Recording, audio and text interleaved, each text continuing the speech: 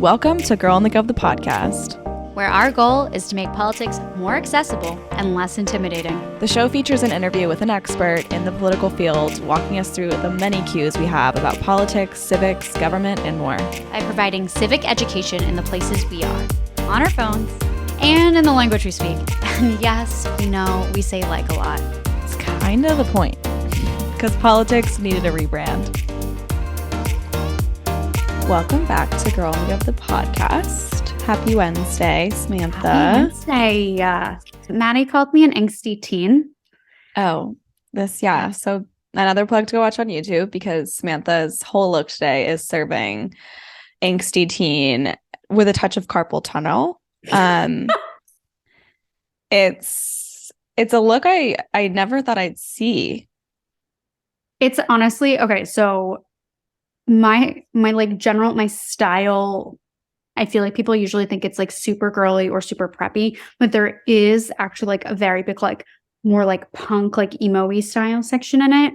And I don't like honestly wear it that often these days.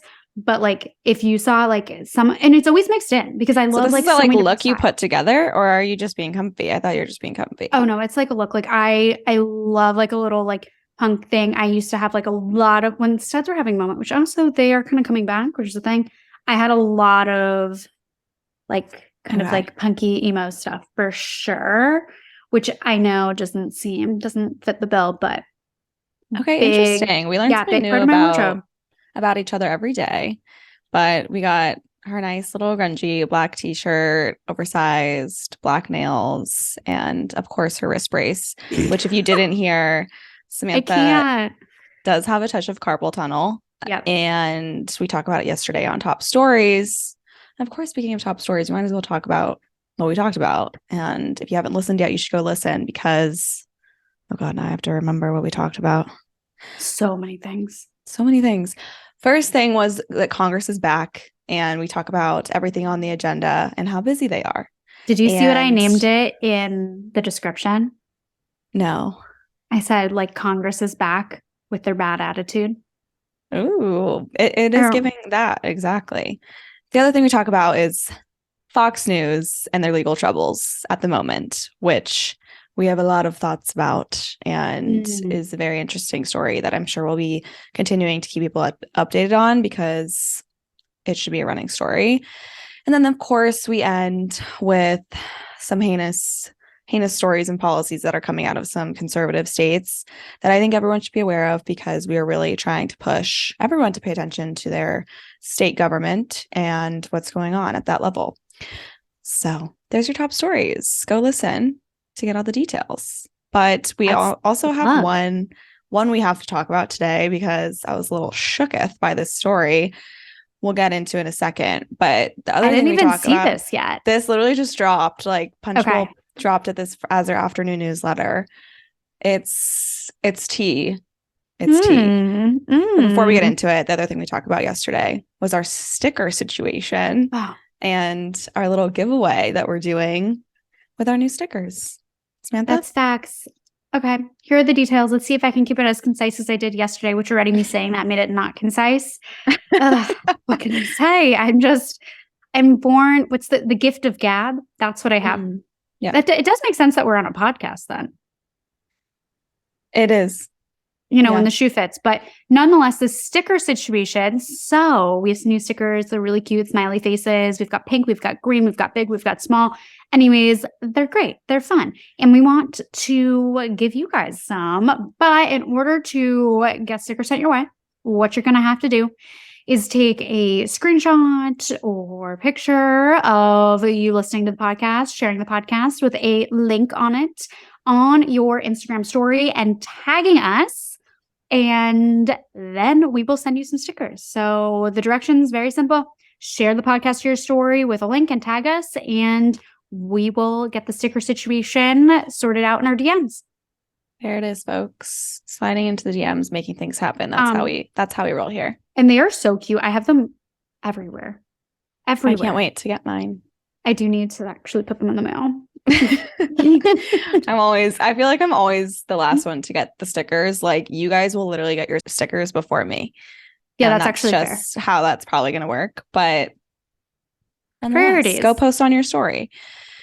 Well, getting into this little story for today before we get into our interview, interesting story that dropped via Punchbowl in a afternoon newsletter. They usually send a morning one, and then they'll do breaking news throughout the day. But this one, they just sent out, and they basically are saying that the White House blindsided House Democratic leadership about President Joe Biden's intention to sign the GOP-authored disapproval resolution overturning DC's new criminal code. That was news from a couple days, I believe, but now there's a little more to it because top House and Senate Democrats were caught completely off guard by a new New York Times story disclosing that the Biden administration is considering bringing back the Trump-era policy of detaining migrant families as the situation at the U.S.-Mexico border worsens, and Democrats are not happy about it. So Senator Ben Ray Lujan said he was frustrated that this didn't come up when he and other Hispanic senators met with DHS Secretary Alejandro Mayorkas last month. This is a quote. "It was a time to have honest conversations with one another, and this is another one of those surprises, if it's true, that was covered by the media. Fortunately for the media, we continue to find out decisions that are being made." We shouldn't be going backwards, Senator Alex Padilla said from California. It didn't make sense under Trump. It's not going to make sense here. And so now they're holding a virtual meeting with Congressional Hispanic Caucus members at 5 p.m. this evening to discuss the uproar over the Times report. House Democrats joined in criticizing the White House's reported stance, and Rep. Lou Correa called the potential return to family detention immoral and unacceptable. Congressional Hispanic Caucus Chair Nanette Barragan, see, this is really testing my pronunciation skills today, said the administration, quote, should not return to the failed policies of the past. White House officials say a number of policy options are under review and no decision has been made yet. And these conversations are happening in anticipation of Title 42 authority, which is the pandemic era public health policy used to expel migrants, which is ending on May 11th. An administration official said there is nothing to notify anyone about at this time, nor has there been. Yet with Biden moving toward running for a second term, the administration is taking a harder line on immigration and crime and the situation at the border, which has been a political vulnerability for the president. The administration recently proposed a new rule that bars most migrants who travel through other countries from seeking asylum in the United States, and that rule is expected to take effect in May. And in early January, Biden implemented a new rule using Title 42 to bar Cuban, Haitian, and Nicaraguan migrants from Mexico into the United States. And the administration did increase ways migrants from those counties can seek entry. I don't know if they meant countries or counties. Countries. Punchbowl has a typo. Oh, wow. Got him. So with these new procedures in place, migrant encounters at the border were down sharply in January, and Senator Bob Menendez, who has been a vocal critic of Biden's recent border-related announcements, said he was perplexed by the prospect of bringing back the detention policy. He said, "I don't know that it's policy for sure. I think it may have been internally floated for discussion, but this administration ended that form of detention. I can't understand for the life of me why they would bring it back." So very interesting. Like the Times girls are fighting, dropping this tea, but it's not confirmed. But it's confirmed enough to where major Democratic leaders are speaking out and, criticizing it. So I'm just really curious what's going to happen on this. I mean, hopefully with the criticism that Biden is getting, they will now move forward avoiding this policy. But it's really confusing. Like, where did the Times get the audacity to drop something like this? Well, I mean, look, the Times has honestly been on the wrong side of things a lot recently, from their article, focused on what's her face, J.K. Rowling, and so many more. I mean, I can't say I'm like looking at the Times with like great.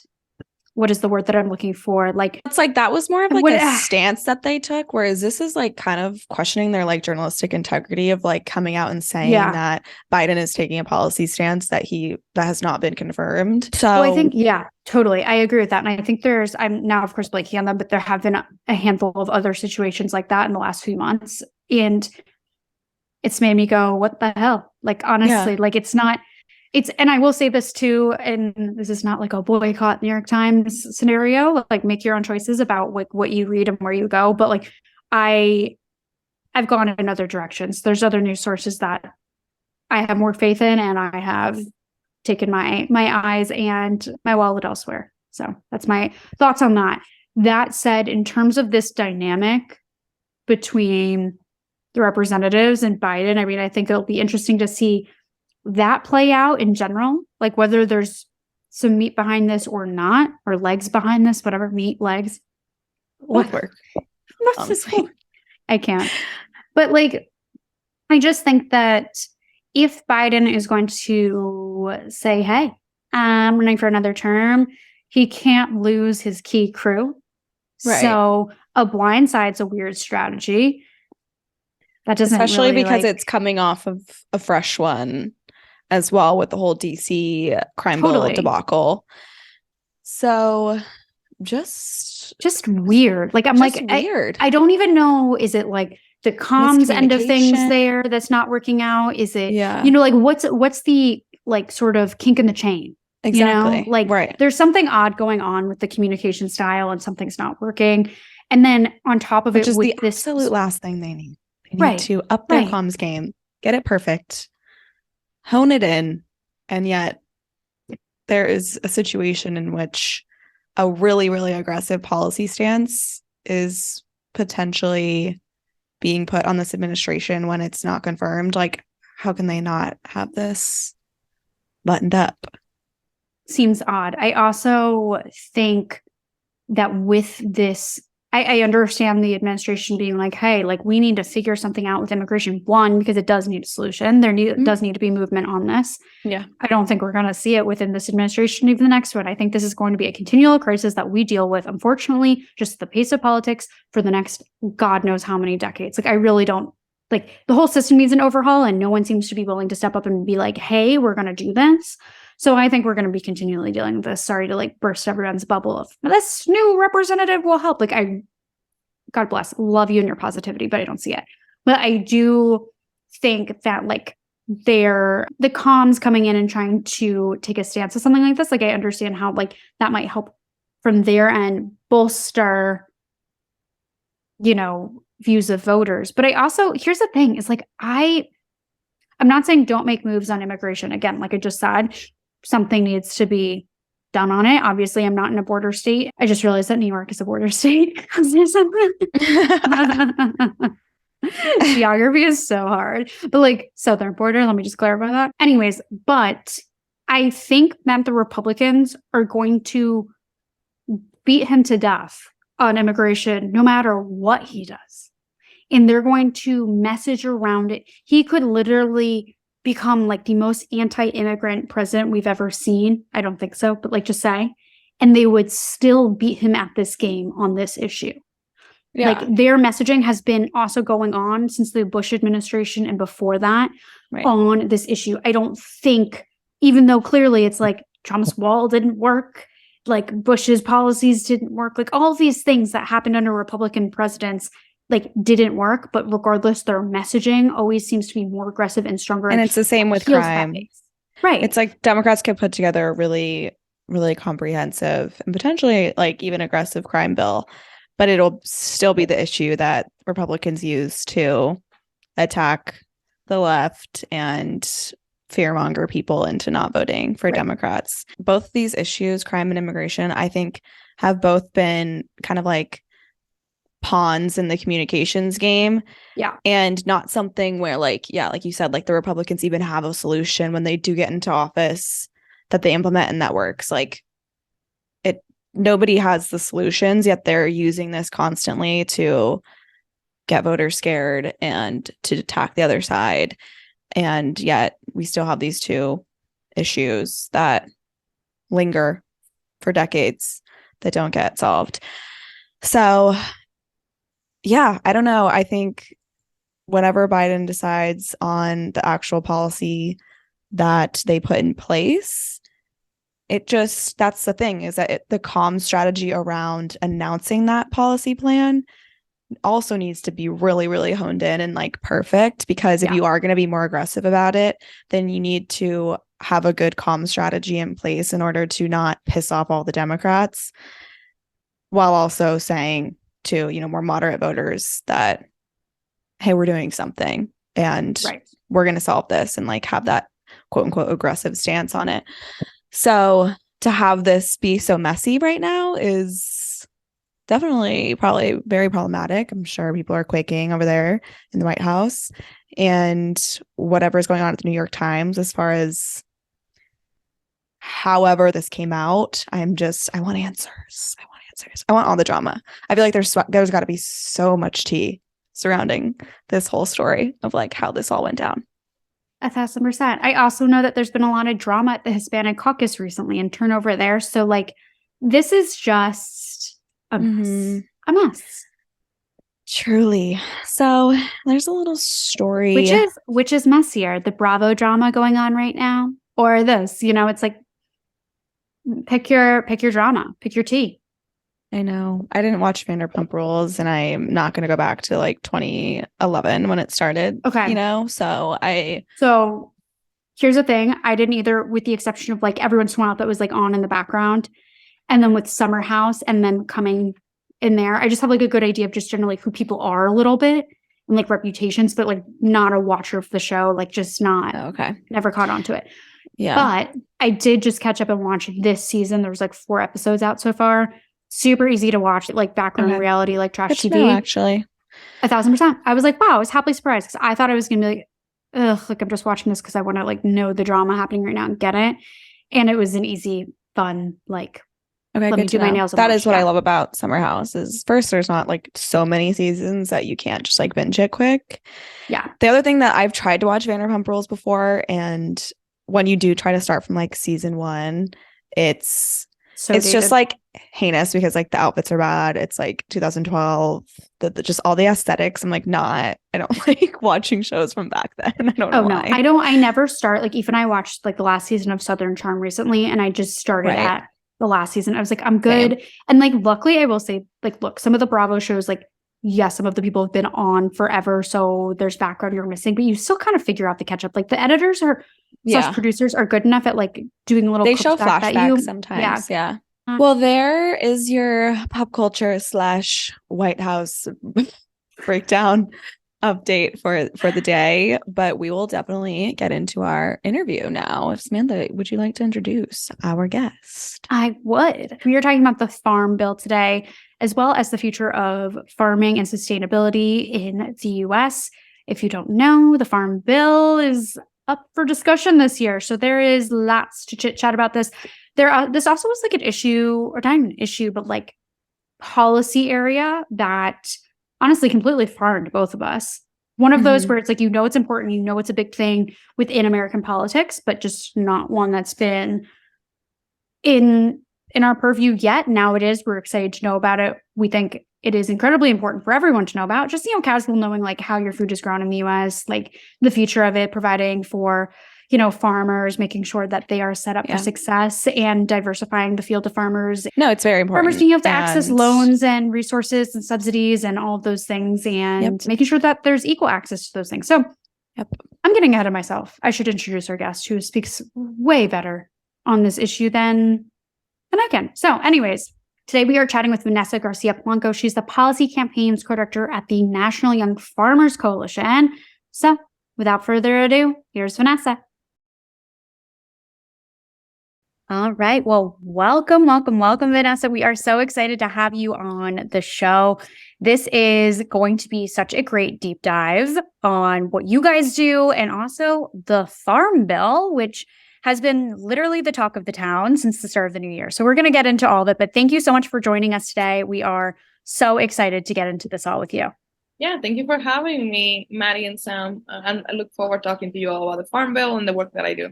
Of course. Well, let's get started with the work that you guys do at the Young Farmers Coalition. Can you walk us through what the coalition does, how it kind of got its start too, and what's on the agenda as well for 2023 and beyond?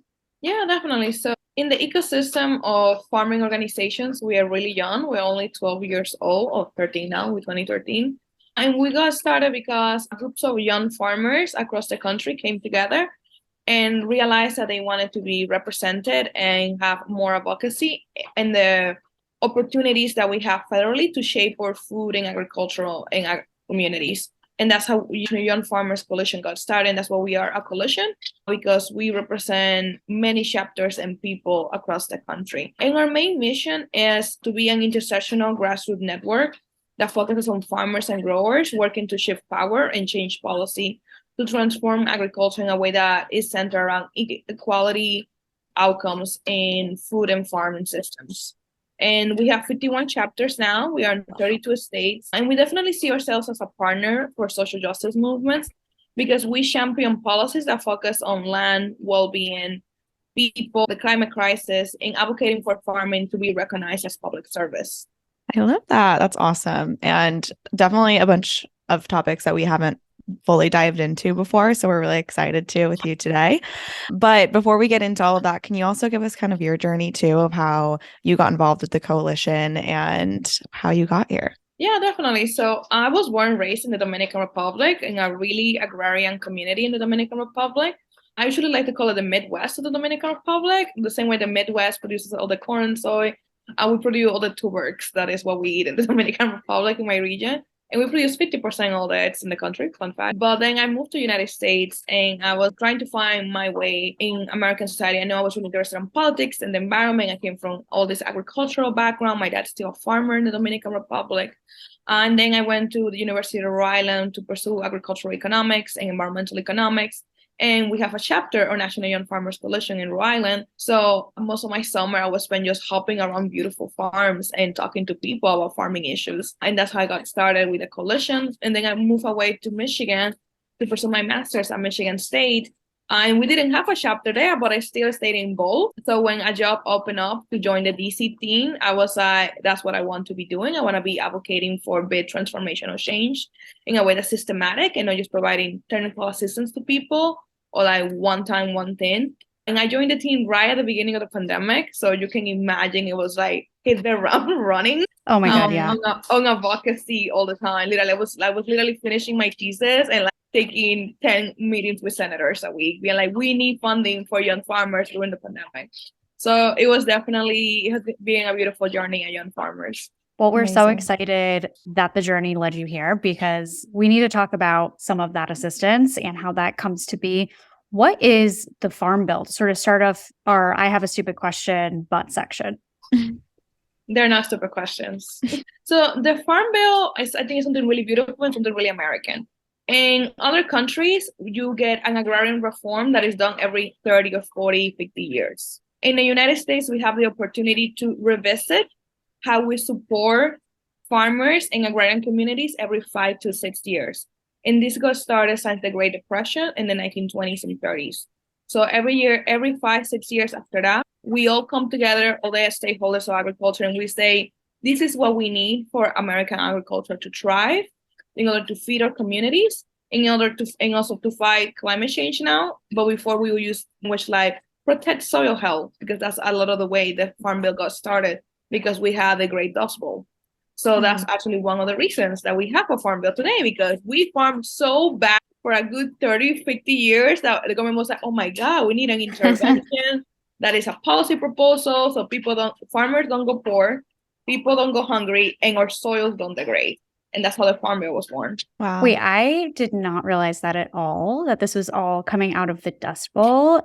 That is, I mean, it does make a ton of sense. I'm glad, a lot of times I feel like with policy, we see Band-Aid solutions, but this feels like one that was more than a Band-Aid. No, I think we don't think about the Farm Bill as like the old New Deal, the old New Green Deal, but it's definitely a child of that generation. But it was never marketed that way. Yeah. Well, we have a question too about kind of how this bill functions, especially around spending. So we had a question of like difference between mandatory spending in the bill and discretionary. Can you kind of explain what that means? Yeah, definitely. So there are different ways about it. So usually there's mandatory spending. We agree since the beginning that this program is foundational and fundamental. So every year we agree that we're going to allocate, let's say, $50 billion to this program in perpetuity until we amend it.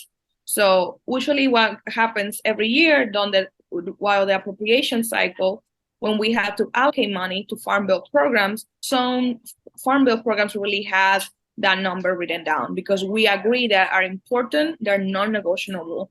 And for example, National Young Farmers Coalition in the last 2018 Farm Bill, we fought really hard for the Beginning Farmer Rancher program and the 2501 Socially Disadvantaged Farmer program to be made into mandatory spending. So right now, every year, there's 10 million in every appropriation cycle during every fiscal year that is allocated to that program. So we don't have to fight for it. But there are other programs like conservation technical assistance that focuses on natural resources and soil health that we have to fight for every year. Usually we request anything between 1.5 and 2 billion to be fought for, and we may get 900 million. So again, it's that process of appropriating federal spending that Congress goes through every year through the appropriation cycle. So that's the difference between discretionary and mandatory. Got it. Okay. That is super helpful to know. And thinking about this bill in the 2023 version and what's going to get, sort of hashed out, what's included in this round? And also, what are some of those, points that maybe, I don't want to say controversial, but just are going to be fought over? Yeah, definitely. So I think every farm bill is an opportunity. We had to remember that. It doesn't matter who is in control or what has happened in the past. Every farm bill is an opportunity. In 2018, we got many good things that we didn't thought we would get, like the Office of Urban Agriculture for the first time ever. So in this farm bill right now, we are in the drawing phase. We know what things are going to be there because there's 12 titles in the farm bill. But at the same time, there could be many new things that we don't even know that will come up until the last day that the Senate and the House has given themselves to be introduced as marker bills. Just as a reminder, the farm bill drops. We don't know when it's going to drop. I cannot schedule a vacation for the next year because we don't know when it's going to drop. Fair. But we do know that we have until mid-March to have a marker bill introduced that could be attached to the farm bill. So that's a lot of the stage that we are right now, getting marker bills introduced. Some of them have been introduced a lot in the past few weeks. Then they're going to go to committee to mark up. And then in that process, they will decide to make it into the final farm bill that we will have to review because it's 1,000 pages. So we get usually 5 days to 7 days, and we all lock ourselves in a room and read it. Mm-hmm. Oh my God. How much coffee goes into this room with you guys? I don't know. This is my first farm bill in DC. I had done farm bills in DC, so I only had to read one page or two. So I will let you know. No, we need a coffee counter. We need to help sponsor some coffee for you guys or something. It is. I really have a Starbucks Reserve order ready to go. Yes, absolutely. That's a must. Well, can you also explain first, what the USDA's role is in all of this? And also for those who don't know, can you kind of explain too, just what the USDA even is? Yeah, so the USDA is the Department of Agriculture. And basically the Farm Bill approves how they're going to operate, how much funding they're going to have to do the activities that Congress has designated to do. The main role of USDA is to be a service provider to farmers and to support American agriculture. And that means from helping farmers and ranchers to helping food businesses to helping aggregators and processors so we can have food in our supermarkets that it may look not just fresh from the farm. So USDA does a lot of things and also research. We cannot forget that a huge arm of USDA is doing research so we can have a better food system and understand better how or we can build more resilience in the food supply chain.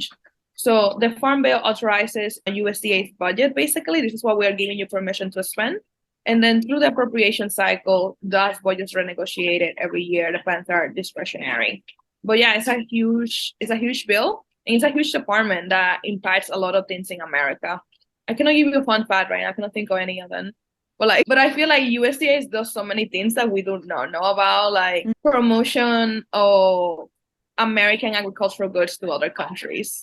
Or I don't know, research on really weird things that you may never think about, or give funding to universities to do research in agriculture. I went to 2 land grants. For me, research and that money is really important because that's how we make sure that we are keeping up with the innovation and the science that is needed to feed a growing population. Mm-hmm. That is so interesting because I think people would expect that to be coming from the Department of Education. But really, it's more complicated than people realize. And I feel like so much, so many of those things would be oh, that's totally classically categorized here. It's not so much. Which adds a No, little confusion, a little smoke no, and mirrors, if actually, you the will. first exercise I give my team, they just finished. It's like I give them a list of like 300 things that we care about young farmers, and I ask them now organize it by title of the Farm Bill, and then organize it by the department at USDA.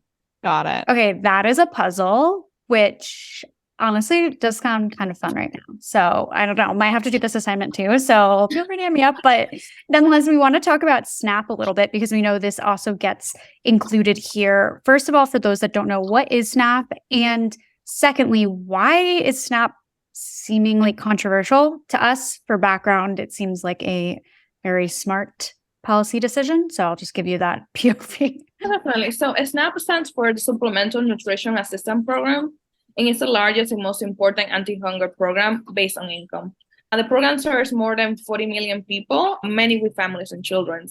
And although nutrition programs do not directly benefit our farms as FSA loans or agricultural education programs, we do know that they support communities, especially because farmers SNAP money can be used in farmers markets. That's where most of our farmers, National Young Farmers Coalition farmers, are selling. They prefer direct market sales like farmers markets. And obviously, it's controversial because, like many or social and economic issues in this country, it often gets misrepresented as coming down to personal responsibility, when we know that hunger and poverty are not moral failure. They're systematic failures of our society and government. Period. And obviously, that's just really far away from the truth to say that it's a personal responsibility. We all have a responsibility to create a community in a world where no one is going hungry. The real question is, why is one of the wealthiest countries on earth, millions of children and families are food? And obviously, we all get an annual report on how many people are going hungry in the United States. And obviously, we claim to be the country that produces the most food, but not all that food is accessible to everyone. Yeah, that was a great explanation for sure. And to round out our I Have a Stupid Question segment, can you answer what is equitable land access? Yeah, definitely. So my farmers are really focused on feeding their communities. That's why we believe programs like SNAP are essential, because we need to get more farmers into the land, and land access is a really complex issue that's multidimensional and cannot be solved with a single policy change or law. Land is power, and accessing and owner having an equal for much of our country's history.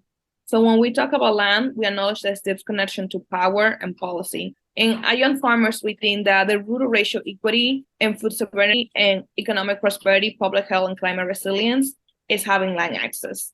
So the way we keep our communities fed is through having land access for the next generation and the current generation that is farming right now. Got it. Okay. Well, we got to move back into this topic at large, because this is a busy year for this entire topic. And we want to just look at this landscape, literally and figuratively, of agriculture and farming in the US. What is sort of the prognosis of that today? What does farming and agriculture look like across the US right now? Yeah, so we actually just finished the census. I finished like 2 weeks ago. So in a year, we'll have even more fresh data. But we do know that 90% of farmers in this country are white, and their average age is 60 degrees. And we do know that over the course of 100 years, especially when we started passing the Farm Bill, is when it led to a lot of Black-owned farmland drop. So we know that we lost 90% of all Black farmers in the last 100 years, almost at the same time the Farm Bill got passed. And there's a correlation there that we can dedicate another episode to that. And basically what happens is that not only farmers of color are being shut down, but access to land and federal resources that impact climate change are making it really difficult for communities and families to stay in agriculture. Yeah. And that kind of goes back to like land access, right? And we wanted to kind of ask what some of the barriers that farmers do face in accessing and securing land. Like, what does that look like? Definitely, its land values have dramatically increased over the last few years, and buying land in rural areas has become even more competitive. And farmers are competing with large development companies, pension funds, millionaires, and foreign companies who have limited access to capital to buy land and manage the cost of production. When we did our 2020 survey, Building a Future with Farmers, 59% of farmers said that they named finding affordable land to be very extremely challenging. And 41% said that finding access to capital to grow their business was very extremely challenging. Yeah. And many farmers rely on approval or industry gatekeepers like USDA and Farm Credit, who have the power to deny farmers credit and access when purchasing equipment, supply, animals, land, and other inputs. Mm-hmm. Okay, so thinking about like those challenges and then someone that decides that they want to start a farm, like what is that process like? What steps sort of go into it? Even say you actually get to find land and you're going to be able to hopefully close on that. What happens after that? What's that process? The first and foremost, you need to have farming experience. Usually, to apply for any FSA loan, you need to have shown that you have 3 minimum years of experience farming. So, like, for them to even consider you worthy along, it's not like, I'm Vanessa, I'm gonna apply for a loan. Let me wing it and see what happens if I can farm. Now you have to prove you have farming experience. And usually the way you do that is through like a farming apprenticeship course or showing documentation that you're working a farm or you had a farm mentor or many other different arrangements. You have to go to different lenders and ask them, can you approve this mortgage basically to buy farmland? And then you can go to Farm Credit. And if all of them deny because they don't find you credit worthy, you go to the Department of Agriculture. And also there you can also get denied because you do not have enough experience, enough collateral, or many other things. Usually what we're seeing a lot is that a lot of farmers are not going through these channels. They feel completely from the federal programs that were created in our last generation to support farmers, because there has been a lot of discrimination that has happened in all those spaces to serve especially farmers of color. So most of my farmers, 93% report never using a USDA program. And that's concerning when that department, they have a duty to serve farmers in this country. And this entire new generation doesn't even want to go into their offices because they feel they're going to be discriminated. They're not going to be understood. They're going to be laughed at, which has happened. And they're just going to be completely turned away. Like, why they're going to waste their time when they would rather maybe do a collaborative model or do a fundraiser or start really small and then go big so they can grow their business with community. Yeah. I'm curious too, like how entrepreneurial, I guess, it even is. Like, I just feel like when I think of like the farming industry, it seems to be maybe like a more generational industry where like, the land and the farms are passed down. Is that something that you see a lot? Like, I feel like Most of our farmers are first generation. Yeah. So they are not having the institutional wealth and generational wealth that most that usually comes with farming. Right. So a lot of farmers are honestly racing to buy land or like saving pennies, and a professional doesn't pay a lot.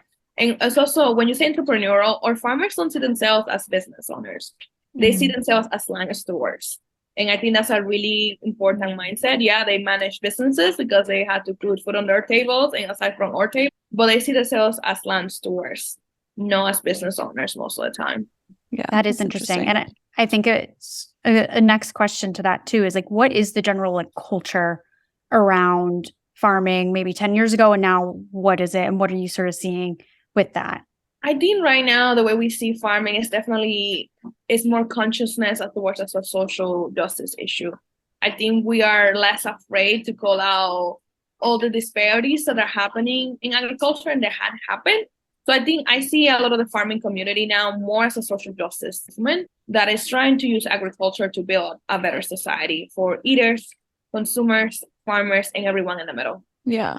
And what are some of the ways that farming intersects with social justice? Now, we've talked a lot about that, but are there some more things that we haven't touched on where just paints the picture of how this is definitely a social justice issue? I think it's the prioritization of racial equity, recognizing that for many years, farmers of color, and especially Black farmers, have not been served by these institutions. So we are focusing on advancing racial equity, and that may look with diversity, equity, and inclusion, and other programmatic changes that focuses on Black farmers and socially disadvantaged farmers. That's the term that we use at USDA. Unfortunately, it's not the most sexy term. That's the term that we were given 30 years ago, so that's the one we have to use. And I think that's the reason that we see now we see a lot of intersectionality in this movement. It's people coming from the environmental movement, from racial equity, from economic justice, and from many other walks away that are recognizing the importance of farming as a tool to build a better society. Yeah, absolutely. Well, thinking about also the workers involved in farming, first off, owners, Second off, also too, people that are actually working on farms, how do we protect those people? How do we uplift those people? How do we make sure that the conditions are okay for them? And also two, how do people get involved with the movement on that end as well? Definitely. When we're thinking especially about workers, the best solution is immigration reform. We know that the moment that especially undocumented workers gain some legal, their protections increases because they have more whistleblower protections. They have a safety net. They can apply for a safety net, and they just have more support. And at the same time, that's how we build and support those farm workers becoming farm owners and operators later on. I always say we don't have research on this, but in the 80s, when we passed immigration amnesty, we did see a huge increase of people transition to other professions that were formally undocumented. And we do not have research to see if there was actually a spike in farm ownership because of amnesty. And someone is listening to this, please do that research and get back to me. Love you. Yes, guys, you have an assignment. We need it. So thank you. Wait, obsessed. Well, we also have a question about land policy and what that really means for young farmers specifically. Can you kind of start to dive into what kind of the policy work you guys do on that front? Yeah, definitely. So we see a future where land access is no longer a barrier that prevents young people from building a vibrant and resilient agricultural system or oriented towards community well-being and feeding our community.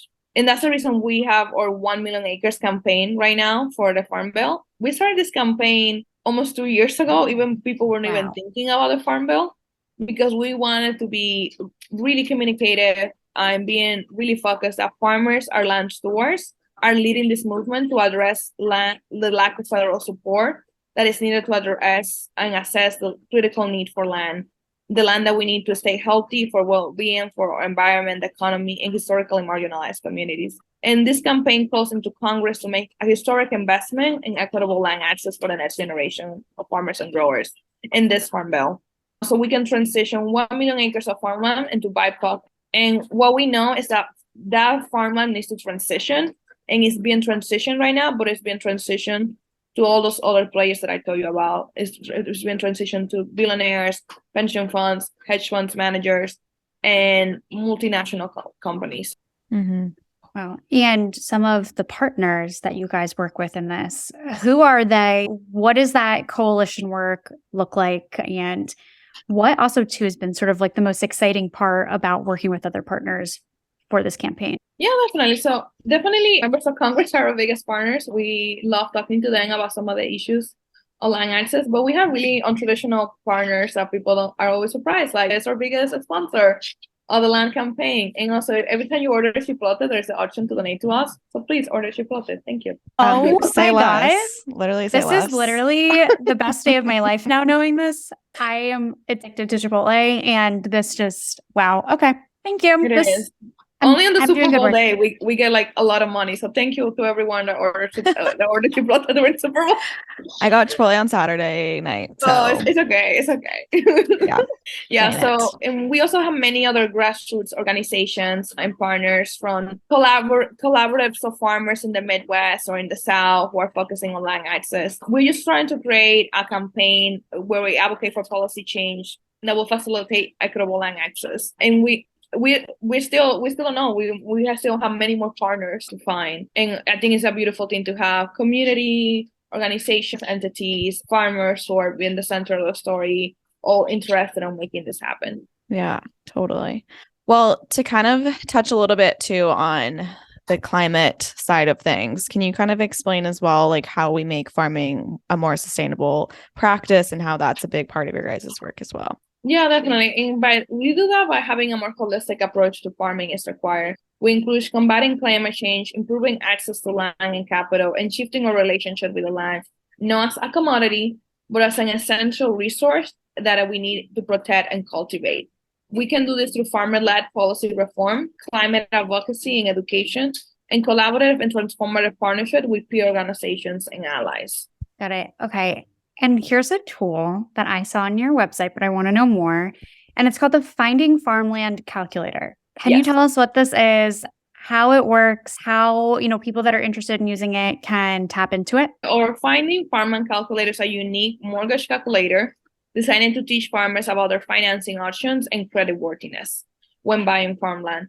These tools allows you to purchase scenarios comparing total costs, monthly payments, and scores for a number of financial ratios. While tools alone cannot make land access a possibility for everyone, it's entirely limited the risk of leasing or buying land that you're gonna like get yourself in a hole, basically. This calculator helps define the steps so you can take a more proactive approach if you buying the right farmland in the right location. For example, from Rhode Island, we have one of the most expensive farmlands in the country because we are so tiny and we have a lot of coastline and we have a lot of second home ownership. So what one of my friends did, she wanted to buy farmland in Rhode Island because she was leasing her farmland land, and she tried several properties with a calculator, and none of them were feasible for her to buy in Rhode Island. But she found other properties in Vermont, and for her it was more feasible based on her operation size, goals, savings, credit access to start a farm in Vermont. So she moved her entire 50-herd cow to Vermont because that's where she could buy farmland.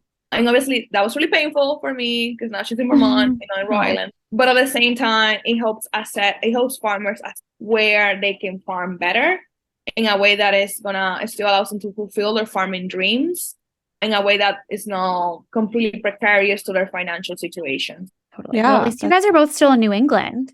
Yeah, exactly. No, that's an incredible tool. I'm obsessed. Well, are there any grants or programs farmers should know about now that you guys provide, or anything else that you want to highlight? In every county, wherever you live, there is an office that is supposed to help you. Walk into the office and demand they talk to you. They had to talk to you by law, and they had to give you a receipt that they talked to you. Fun fact. So my biggest advice, I don't know your operation. I don't know what you're farming. I don't know your farming goals, but USDA is a resource for you. And if they're doing their job correctly, you should be able to walk in any county in the United States and talk to someone that can help you apply for a federal loan or technical assistance that will improve your farming opportunities.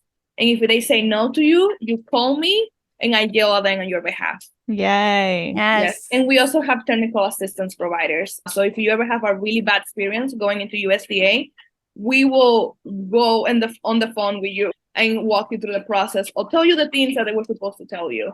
Because if you are a farmer in America, especially a young farmer, a brown farmer, a black farmer, you are entitled to the services. So don't let them turn you away. Yes. Love that. Amen. Love. Well, how else can people support the young farmers and the campaigns that you guys have going on? Is there places people can find you guys? Like, plug everything. You can support young farmers by going to our website and sharing the work that we do. You can follow us on Instagram.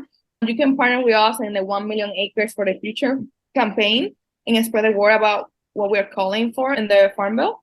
You can also join us. It only costs $1 to become a young farmer supporter and a member. And that comes with a lot of great discounts. So maybe you are thinking of starting a homestead. Joining young farmers will give you a lot of discounts for seeds and farm gear. And last year we wrapped for a tractor. So everything is possible.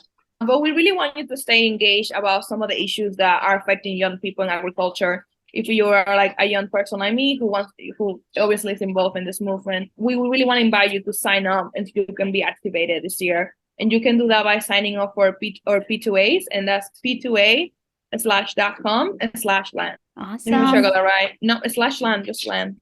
Perfect. Well, we'll put all of the links in the episode description. Yes. So everyone can do also like the click and go situation as well. But thank you so much for walking us through these questions, and we are excited to see where all of your work goes. And of course, getting this new level of Farm Bill across the finish line, we will be sending copies. But thank you so much for joining us.